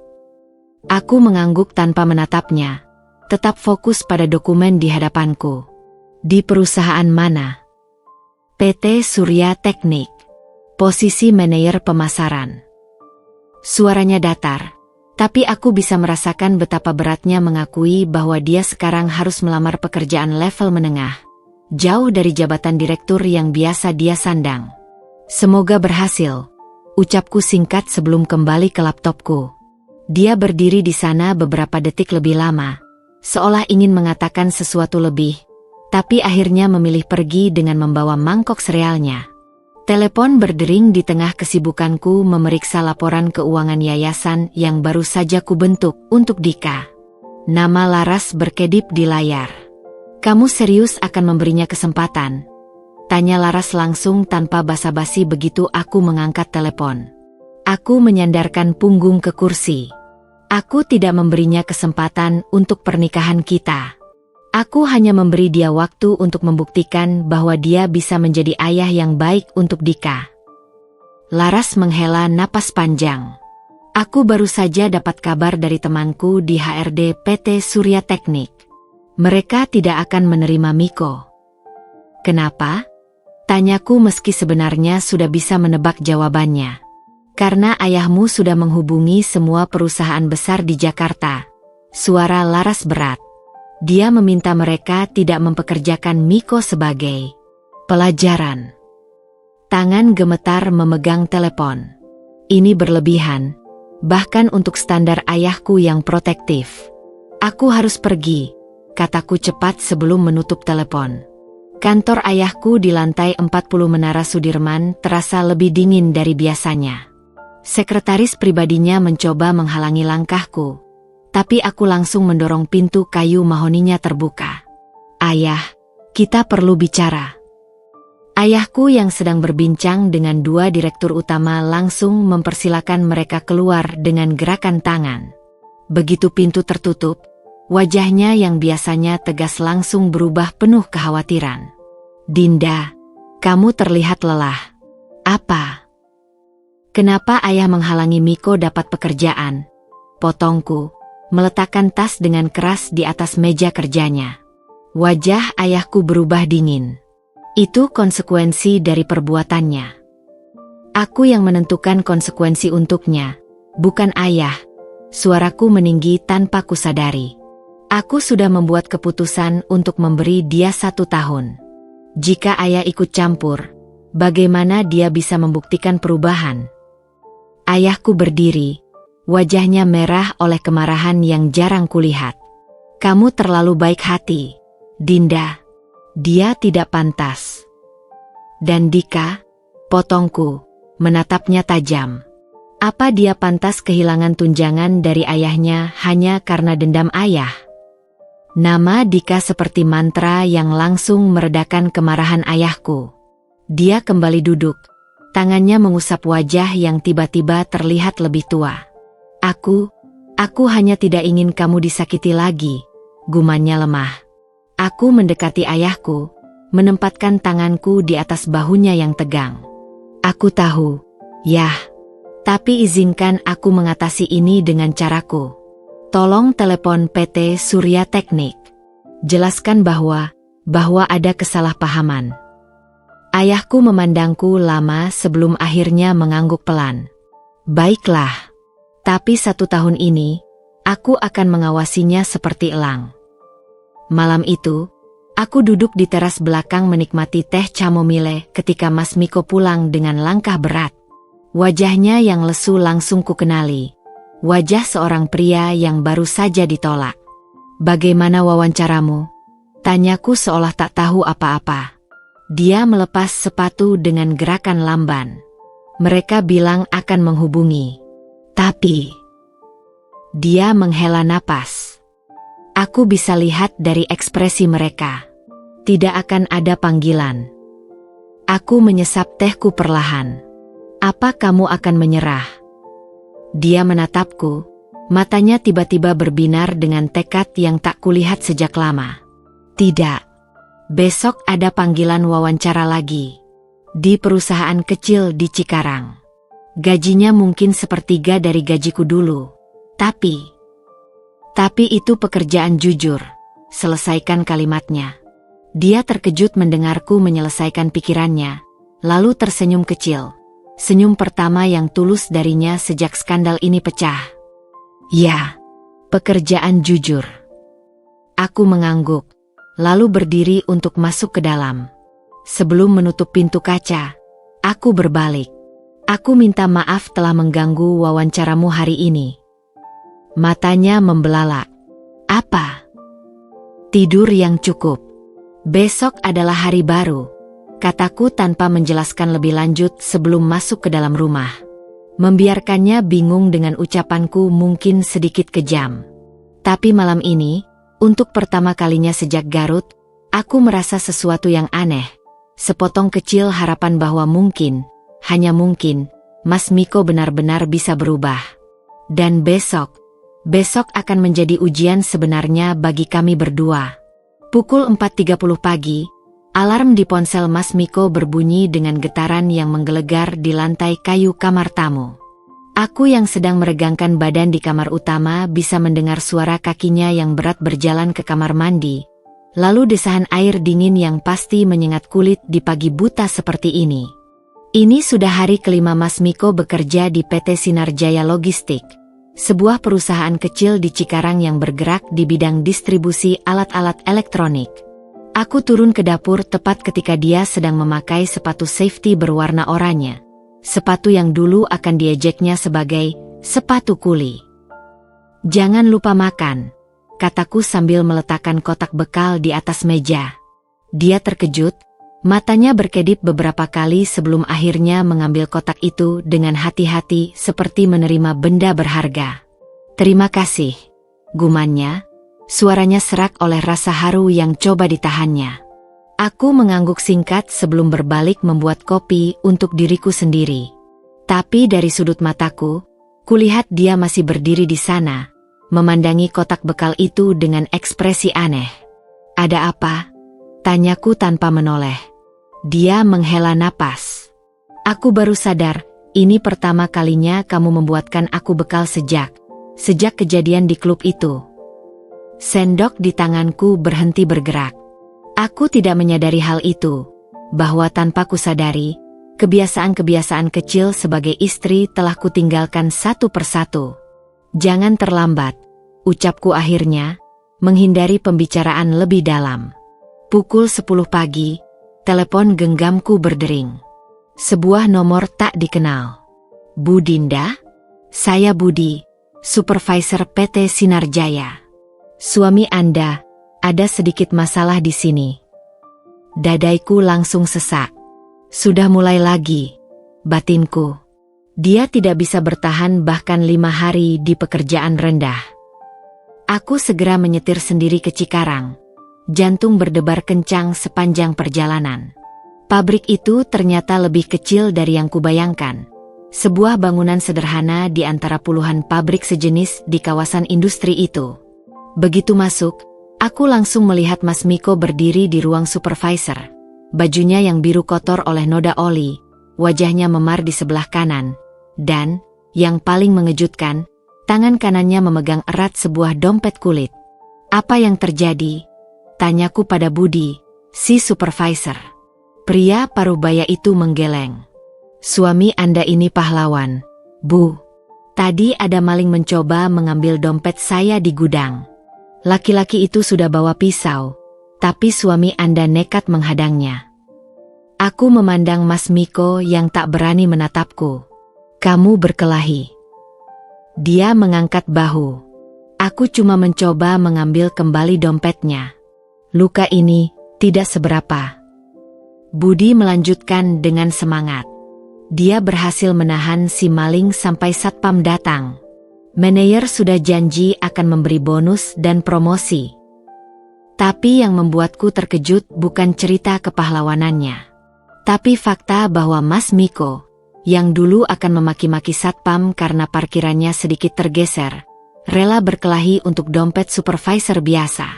Di mobil dalam perjalanan pulang, kami duduk dalam diam cukup lama sebelum akhirnya dia berbicara. "Aku tahu apa yang kamu pikirkan," ujarnya sambil menekan kapas alkohol ke lukanya. "Bahwa aku melakukan ini untuk pencitraan." Aku memandang jalan di depan. "Apakah iya?" Dia menghela napas.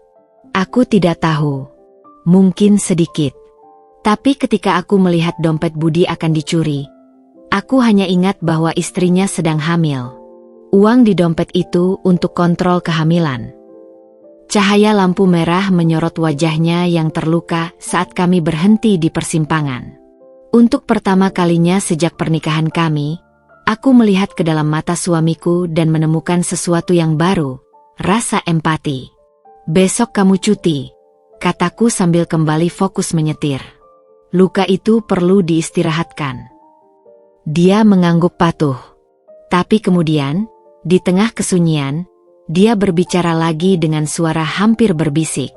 "Dulu, waktu aku masih jadi direktur, ada office boy yang dompetnya dicuri. Aku malah memecatnya karena dianggap ceroboh." Mobil melaju pelan melewati jalan tol yang sepi. Aku tidak merespons pengakuannya. Tapi di dalam hati, sesuatu yang beku mulai mencair, sedikit saja. Malam itu, ketika aku sedang memeriksa email di ruang kerja, sebuah pesan masuk dari bank. Notifikasi transfer masuk ke rekening Dika. Jumlahnya lebih besar dari yang kami sepakati. Aku segera menuju kamar tamu, menemukan Mas Miko sedang mengetik laporan pekerjaan di laptop bututnya. Transfer untuk Dika, kenapa lebih banyak? Tanyaku langsung. Dia menutup laptopnya. Bonus dari kejadian tadi. Aku pikir lebih baik langsung untuk Dika. Ada sesuatu dalam caranya mengatakan itu, tanpa kesombongan, tanpa mengharap pujian. Hanya pernyataan fakta sederhana. Aku mengangguk, lalu tiba-tiba tanpa kusadari, aku mengeluarkan kalimat yang tak pernah terbayang akan kuucapkan lagi padanya. Lukanya sudah diobati dengan benar. Dia terkejut, matanya membesar sebelum akhirnya tersenyum kecil. Sudah. Terima kasih sudah bertanya. Ketika aku keluar dari kamarnya, ada perasaan aneh di dadaku, seperti menemukan kembali sesuatu yang sudah lama dianggap hilang. Tapi aku terlalu takut untuk menyebutnya dengan nama aslinya. Hujan deras mengguyur Jakarta sore itu, menciptakan genangan-genangan kecil di jalanan depan rumah. Aku sedang memeriksa laporan keuangan Yayasan Dika ketika telepon genggam berdering. Nomor tak dikenal. Bu Dinda? Saya Ibu RT dari Kampung Melayu. Nenek Surti dan Dika, rumah mereka kebakaran tadi siang. Dunia seakan berhenti berputar. Tangan gemetar memegang telepon. Telinga berdenging mendengar penjelasan bahwa kebakaran terjadi akibat korsleting listrik. Nenek Surti mengalami luka bakar ringan. Sementara Dika bagaimana? Suaraku nyaris menjerit. Alhamdulillah selamat, Bu. Tapi, rumah mereka habis terbakar. Tanpa berpikir panjang, aku berlari ke garasi, hampir menabrak Mas Miko yang baru pulang kerja dengan seragam birunya masih basah kuyup. Dika, kebakaran, Kampung Melayu. Ucapku terputus-putus. Wajahnya berubah pucat dalam sekejap. Tanpa bertanya lebih lanjut, dia langsung berlari ke dalam rumah, keluar beberapa detik kemudian dengan tas berisi obat-obatan dan beberapa helai baju anak-anak. Barang-barang yang ternyata sudah dipersiapkannya sejak kembali dari Garut untuk keadaan darurat seperti ini. Aku menyetir, katanya tegas sambil merebut kunci mobil dari tanganku. Perjalanan ke Kampung Melayu yang biasanya memakan waktu 1 jam lebih, kami tempuh dalam 40 menit. Mas Miko menyetir dengan skill yang tak pernah kusadari sebelumnya. Melewati celah-celah sempit di antara mobil, mengambil jalur alternatif yang bahkan tak ku ketahui. Begitu tiba, pemandangan yang menyambut kami membuat dada sesak. Reruntuhan rumah panggung itu masih mengepulkan asap. Beberapa tetangga masih berusaha memadamkan bara yang tersisa. Di tengah kerumunan, Nenek Surti duduk lesu di atas kursi plastik. Wajahnya penuh abu dan luka kecil, sambil memeluk erat Dika yang terlihat syok namun tak terluka. Nenek! Dika! Teriak Mas Miko, berlari mendahuluiku. Begitu melihat kami, wajah Dika yang tadi kosong tiba-tiba bersinar. Ayah!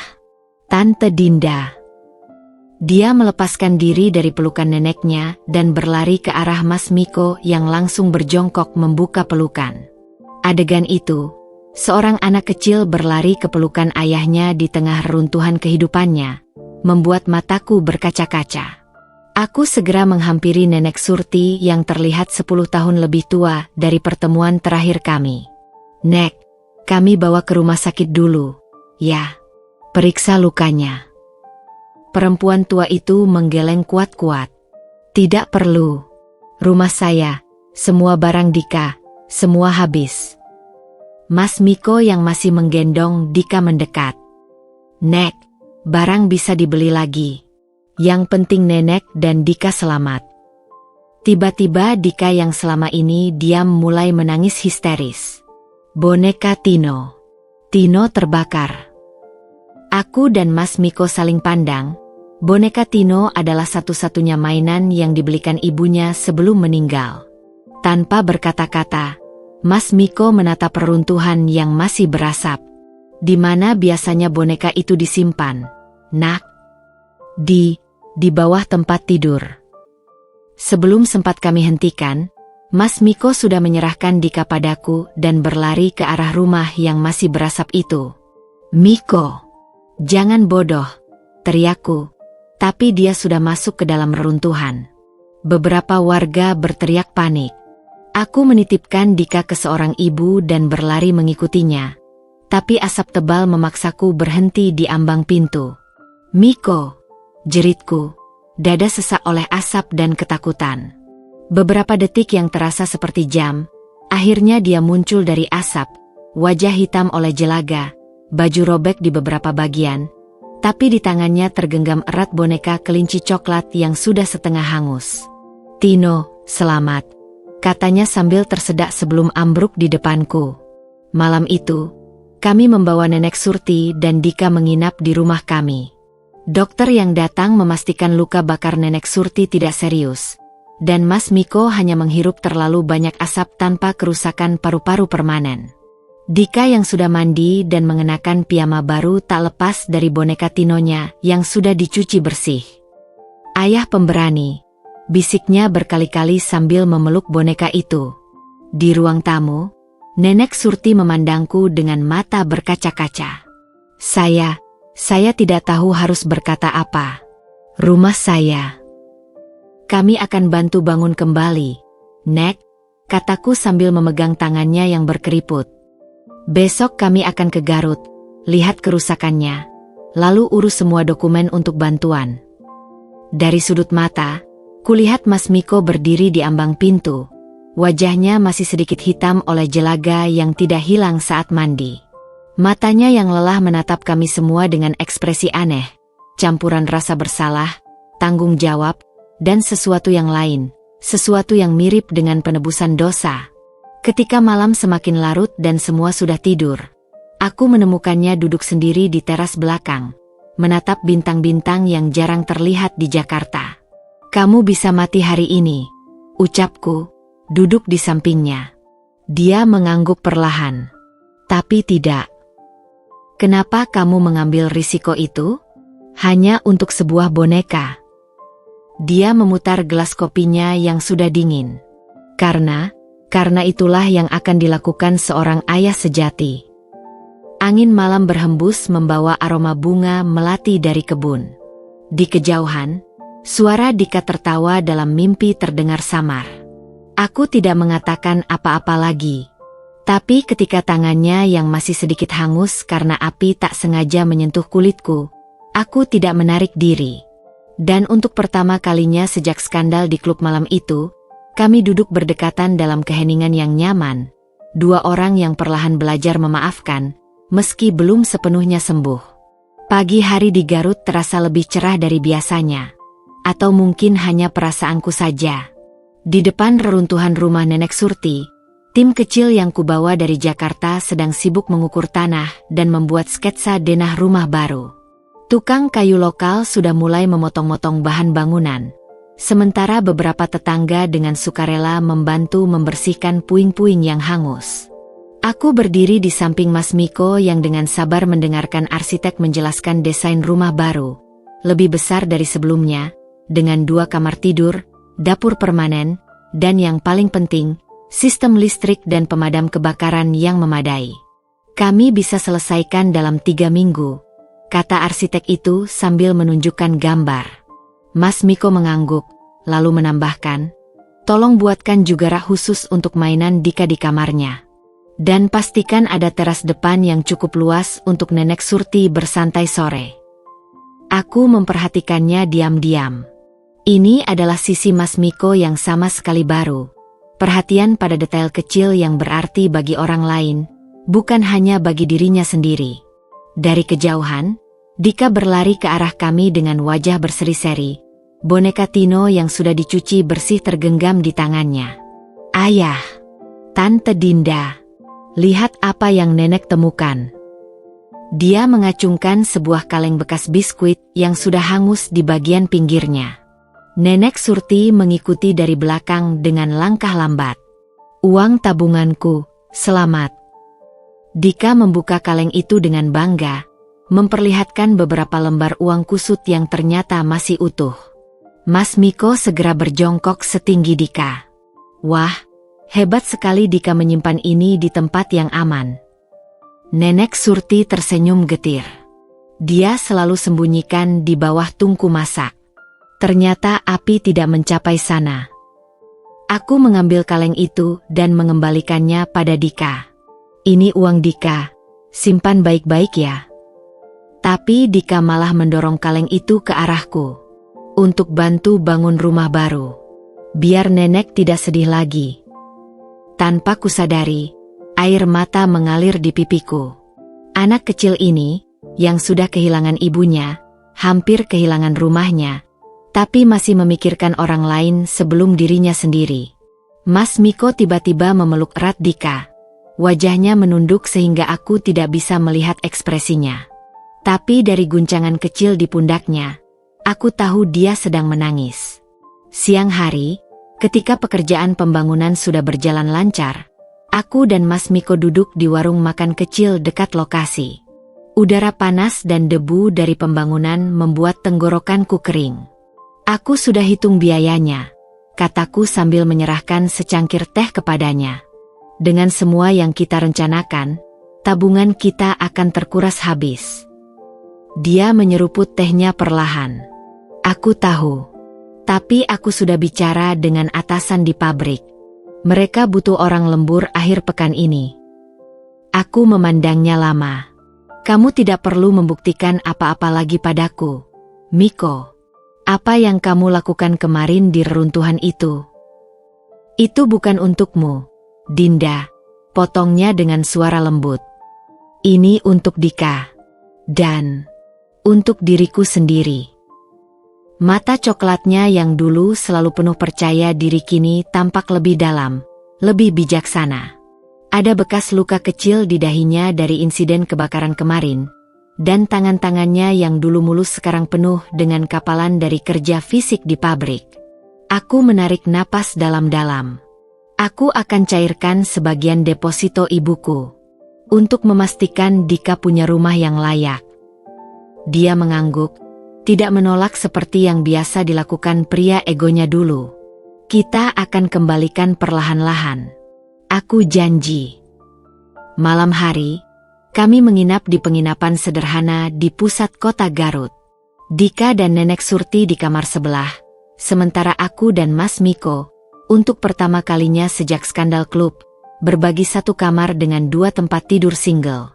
Aku berbaring memandang langit-langit, mendengar suara Mas Miko yang masih sibuk mengetik di laptopnya. Kamu masih kerja? Tanyaku setengah berbisik. Dia menghela napas. Menyelesaikan laporan untuk pabrik. Deadline besok pagi. Kamu butuh tidur. Luka di punggungmu masih. Aku baik-baik saja, ujarnya cepat, tapi aku bisa mendengar suara kesakitan yang ditahannya. Tanpa pikir panjang, aku bangkit dari tempat tidur dan berdiri di belakangnya. Tunjukkan. Dia terkejut, tapi perlahan membuka kemejanya. Di punggungnya, luka bakar sebesar telapak tangan masih merah dan terlihat perih. Kamu bilang dokter kemarin bilang tidak apa-apa. Hardiku sambil meraih kotak P3K. Dia mengerang ketika aku mengoleskan salep. Aku tidak mau merepotkan. Kalimat sederhana itu membuat tanganku berhenti sejenak. Mas Miko yang dulu akan berteriak-teriak minta diurus bahkan untuk flu kecil, sekarang diam-diam menahan sakit luka bakar yang cukup serius hanya karena tidak mau merepotkan. Lain kali, jangan bohong, bisikku sambil melanjutkan mengoleskan salep. Dia tidak menjawab, tapi di keheningan kamar itu, aku bisa mendengar detak jantungnya yang tiba-tiba lebih kencang. Ketika aku selesai dan kembali ke tempat tidurku, suaranya tiba-tiba memecah keheningan. Dinda, terima kasih untuk semuanya. Aku berbaring memandang langit-langit lagi, merasakan sesuatu yang aneh di dada. Seperti benang-benang yang lama terputus mulai perlahan terajut kembali. Tidurlah, Miko. Besok hari yang panjang. Dan untuk pertama kalinya dalam berbulan-bulan, ada kedamaian dalam keheningan antara kami. Bukan jarak yang dingin, tapi ruang untuk bernafas, untuk memulih, dan mungkin, suatu hari nanti, untuk memulai lagi. Mobil kami melaju pelan menyusuri jalan tol kembali ke Jakarta. Suasana di dalamnya jauh lebih tenang dibandingkan saat berangkat ke Garut 3 hari lalu. Dika yang duduk di kursi belakang sudah tertidur lelap. Boneka Tino yang baru, hadiah dari Mas Miko, tergenggam erat di tangannya. Nenek Surti duduk di sampingnya. Sesekali melirik ke belakang melalui kaca spion untuk memastikan mereka baik-baik. Aku memandang jalan di depan, sementara di sampingku, Mas Miko sesekali mengerang pelan ketika harus mengubah persneling. Luka bakar di punggungnya pasti masih perih. "Kamu yakin tidak mau mampir ke rumah sakit dulu?" Tanyaku untuk ketiga kalinya sejak pagi. Dia menggeleng, wajahnya berkerut menahan sakit. "Kita sudah terlambat 1 hari dari rencana. Aku harus masuk kerja besok pagi." Aku ingin membantah, tapi tahu itu tidak ada gunanya. Dalam 2 minggu terakhir, Mas Miko telah berubah menjadi seseorang yang keras kepala dalam hal tanggung jawab. Sebuah sifat yang sebenarnya selalu ada dalam dirinya, tapi dulu hanya ditujukan untuk ambisi pribadi, bukan untuk orang lain. Rumah kami di Jakarta terasa asing ketika kami masuk. Padahal baru 3 hari pergi, tapi sepertinya segalanya telah berubah. Atau mungkin hanya persepsi kami saja yang telah bergeser. Aku mengantarkan Nenek Surti dan Dika ke kamar tamu yang sudah kusiapkan. "Kalian bisa tinggal di sini sampai rumah di Garut selesai," kataku sambil menggelar selimut tambahan. Nenek Surti memandangku dengan mata berkaca-kaca. "Kalian sudah berbuat terlalu banyak untuk kami." "Aku yang harus berterima kasih, Nek," bisikku tanpa sadar. "Dika telah mengajarkan banyak hal pada kami." Dika yang sudah terbangun menguap lebar. "Tante Dinda, besok aku bisa lihat rumah baru lewat gambar lagi?" "Tentu saja," jawabku sambil mencium keningnya. Ketika aku keluar, Mas Miko sedang berdiri di ambang pintu. Wajahnya lembut memandangi adegan tadi.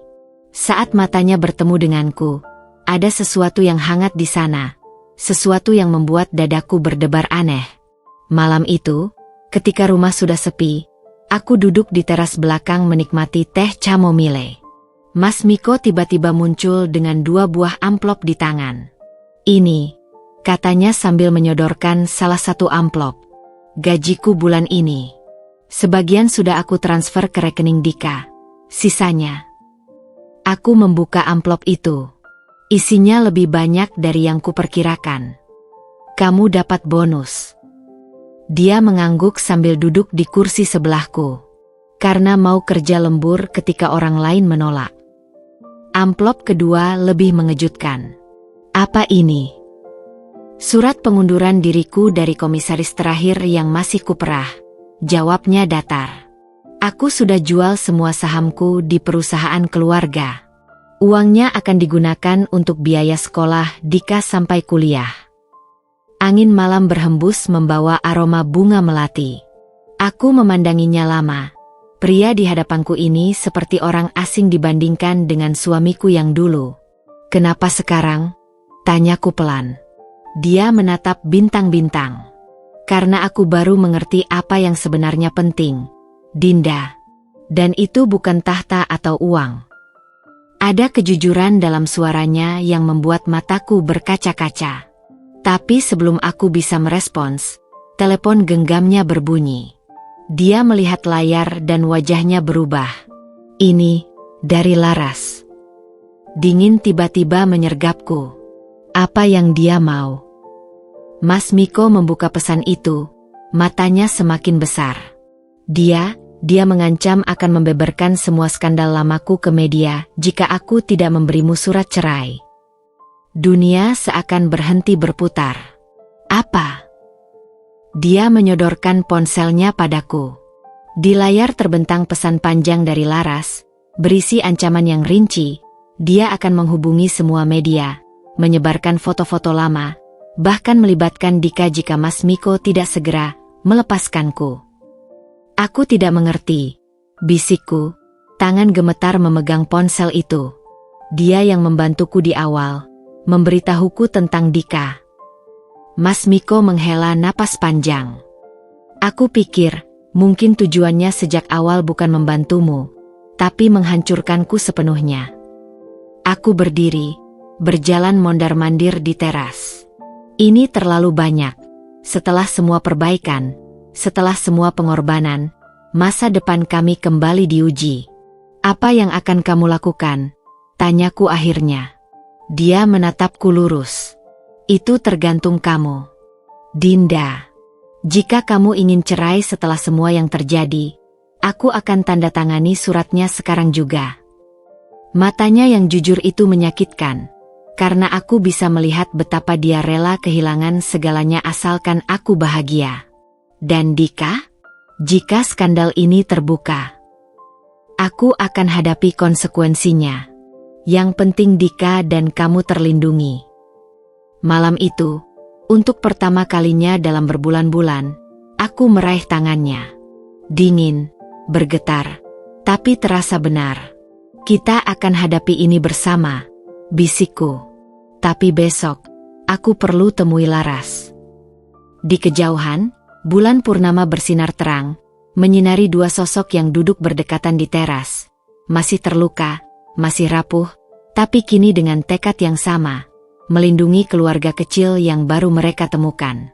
Kafe di bilangan Menteng itu terasa sunyi di pagi kerja, hanya diisi oleh beberapa eksekutif yang sibuk dengan laptop mereka. Aku memilih meja di sudut paling belakang, dekat jendela besar yang memantulkan bayanganku dengan jelas. Seorang wanita dengan mata berkantung, garis wajah yang lebih tajam dari setahun lalu, tapi juga dengan postur yang lebih tegas daripada Dinda yang dulu. Laras datang tepat waktu, seperti yang ku kenal. Rambut hitamnya yang panjang tergerai indah, gaun putih sederhana membuatnya terlihat polos. Sangat berbeda dengan wanita kejam dalam pesan teks itu. Dinda, sapanya datar sambil duduk di hadapanku tanpa menawarkan senyum. Aku tidak membuang waktu. Apa yang kamu inginkan sebenarnya, Laras? Kamu yang membantuku mengetahui kebenaran, tapi sekarang mengancam akan menghancurkan semuanya. Dia menyeruput kopinya perlahan sebelum menjawab. Aku tidak pernah membantumu, Dinda. Aku hanya menggunakanmu sebagai alat balas dendam. Matanya yang indah itu tiba-tiba berubah dingin. Tapi rencanaku gagal karena kamu ternyata terlalu lemah untuk menghancurkannya. Udara di paru-paruku tiba-tiba terasa berat. Jadi semua ini tentang dendam masa lalu. Bukan cuma itu. Laras mengeluarkan sebuah amplop dari tasnya dan menyebarkan isinya di atas meja. Foto-foto Miko dengan berbagai wanita, dokumen transfer sejumlah besar uang, dan yang paling mengejutkan, surat pernyataan dari seorang wanita bernama Maya yang mengaku diperkosa oleh Miko 5 tahun lalu. Masih mau mempertahankan monster itu? Bisiknya. Tanganku gemetar mengambil dokumen-dokumen itu. Setiap halaman seperti pisau yang menusuk-nusuk keyakinan yang baru saja kubangun kembali. Ini tidak mungkin, gumamku. Tanyakan langsung padanya. Tantang Laras. Maya masih mau bersaksi. Dia bahkan punya bukti DNA. Pulang dari pertemuan itu, tubuhku terasa hampa. Mas Miko sedang di dapur ketika aku masuk. Wajahnya cerah melihatku. Ekspresi yang langsung runtuh ketika melihat dokumen di tanganku. Apa ini? Tanyanya pelan. Aku butuh kebenaran, Miko. Sekarang. Suaraku lebih stabil dari yang kukira.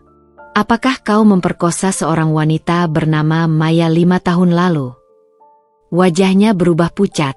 Tangan yang sedang memegang gelas bergetar hingga airnya tumpah. Dinda, aku. Jawab saja. Ya atau tidak? Dia menarik napas dalam-dalam. Tidak persis seperti itu. Kami berhubungan. Tapi itu konsensual. Dia kemudian minta uang, aku menolak, lalu ancam akan lapor polisi. Dan bukti DNA ini. Karena kami memang berhubungan, teriaknya. Tapi tidak seperti yang dia katakan. Aku menutup mata, mencoba menenangkan diri. Kalau kamu tidak bersalah, kenapa tidak melawannya dulu? Karena... Suaranya tiba-tiba kecil. Karena aku takut. Ayahku waktu itu sedang proses merger besar. Skandal akan menghancurkan segalanya. Jadi, aku membayarnya. Ruang dapur tiba-tiba terasa sempit. Semua kemajuan, semua pengorbanan terakhir ini, apakah semuanya hanya ilusi? Kamu punya 2 jam, kataku sambil berbalik menuju pintu. Aku butuh semua bukti, semua dokumen tentang kasus ini. Jika kamu benar-benar berubah seperti yang kau katakan, sekarang saatnya membuktikannya. Kantor pengacara keluarga di Sudirman menjadi saksi bisu pertemuan kami berikutnya. Mas Miko datang dengan setumpuk dokumen, percakapan teks dengan Maya, laporan detektif swasta yang membuktikan pemerasannya, bahkan rekaman suara di mana Maya mengakui bahwa hubungan itu konsensual. Kenapa tidak pernah kau beritahu aku? Tanyaku setelah pengacara selesai memeriksa semua dokumen. Dia menunduk. Karena malu. Dan karena aku tidak ingin kehilangan kamu. Pengacaraku, Pak Handoko, menghela napas. Secara hukum, ini adalah pemerasan. Tapi jika dibawa ke pengadilan, reputasi kalian berdua akan hancur. Aku memandang Mas Miko yang tampak hancur di seberang meja. Dalam setahun terakhir, aku telah melihatnya berubah dari playboy egois menjadi pria yang rela masuk ke reruntuhan terbakar untuk sebuah boneka. Ada pilihan lain, ujarku tiba-tiba.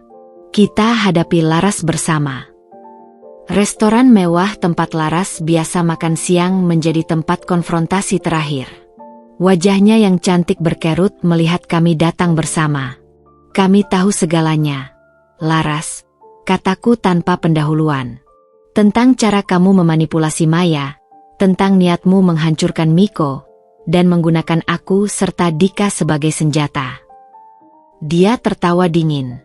Dan apa yang akan kamu lakukan? Laporkan aku? Dengan reputasi suamimu. Mas Miko maju selangkah. Aku sudah bicara dengan Maya pagi tadi. Dia menarik semua tuduhannya setelah tahu kamu memanipulasinya. Untuk pertama kalinya, Laras terlihat goyah. Kamu bohong. Aku punya rekaman pernyataannya, sahutku sambil mengeluarkan telepon. Dan besok, ini akan jadi berita utama, tentang bagaimana kamu mencoba memeras kami dengan tuduhan palsu. Wajah Laras berubah pucat. Kamu tidak akan melakukannya, demi Dika. Justru karena Dika, jawabku tegas. Aku tidak mau dia tumbuh dalam dunia di mana orang seperti kamu bisa bebas menghancurkan hidup orang lain. Malam itu, di teras rumah kami, Mas Miko duduk termenung memandangi bintang. Aku tidak pantas mendapat pengampunanmu, bisiknya. Aku duduk di sampingnya, menyeruput teh hangat. Tidak hari ini, mungkin tidak besok, tapi suatu hari nanti. Dia menatapku dengan mata penuh harap dan penyesalan. Yang penting sekarang, lanjutku, kita mulai hidup dengan kebenaran. Tidak ada lagi rahasia, tidak ada lagi dusta. Angin malam berhembus lembut membawa harum bunga melati. Di kejauhan, suara Dika tertawa dalam mimpi terdengar samar. Dan untuk pertama kalinya dalam setahun terakhir, aku merasakan sesuatu yang hampir kulupakan rasanya. Damai. Bukan akhir yang bahagia, tapi awal yang jujur. 1 tahun kemudian, Dika sudah tinggal di rumah baru di Garut dengan Nenek Surti. Sebuah rumah yang lebih besar dengan taman luas untuknya bermain. Setiap akhir pekan, kami berkunjung. Kadang membawanya jalan-jalan kecil. Mas Miko sekarang bekerja sebagai manajer di pabrik yang sama, tapi dengan reputasi baru sebagai pekerja keras yang rendah hati. Skandal-skandal lamanya tetap menjadi rahasia kami berdua. Pelajaran pahit yang tidak perlu diwariskan pada Dika. Dan aku belajar memaafkan. Tidak hanya Mas Miko, tapi juga diriku sendiri. Karena akhirnya aku mengerti, cinta bukan tentang kesempurnaan, tapi tentang kesediaan untuk memperbaiki diri, setiap hari, bersama.